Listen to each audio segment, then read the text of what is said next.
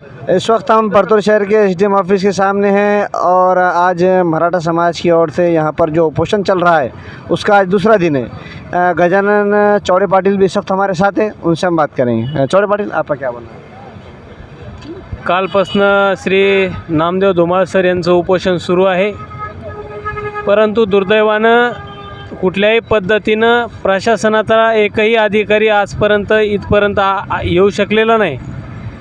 खरं तर हा माज मानावा लागेल, मस्ती मानावं लागेल। एखादा माणूस जर उपोषणाला बसलेला असेल तर किमान येऊन त्याला भेट देणं, त्याची विचारपूस करणं, त्याच्या मागण्याशी काय मागण्या आहे काय नाही ते बघणं।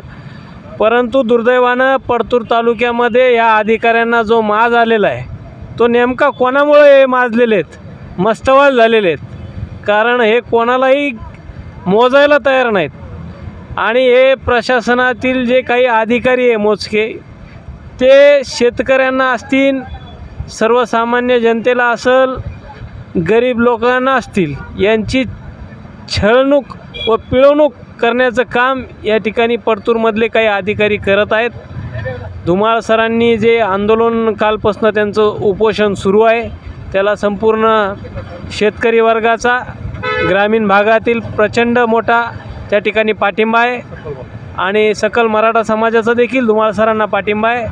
समस्त शेतकऱ्यांचा देखील धुमाळ सरांना पाठिंबा आहे।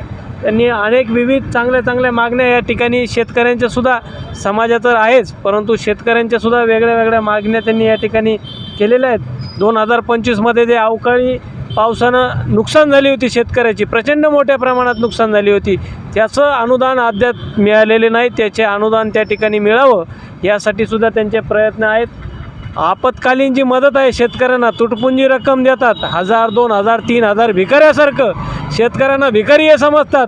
ती तुटपुंजी रक्कम न देता शेतकऱ्यांना भरीव मदत या ठिकाणी करावी अशी सुद्धा मागणी धुमाळ सरांनी या ठिकाणी केलेलं आहे। आणि महत्त्वाची म्हणजे परतूर तहसीलमधले काही कर्मचारी, त्यांची अरेरावेची भाषा असते, उद्धटपणाची भाषा असते, त्यांची भाषा सुधारण्यासाठी वरिष्ठांनी त्यांना तशा पद्धतीचं समज द्यायला पाहिजे।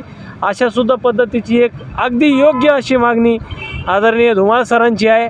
या ठिकाणी धुमाळ सरांना संपूर्ण समाजाचा, शेतकरी वर्गाचा संपूर्णपणे 100% पाठिंबा है।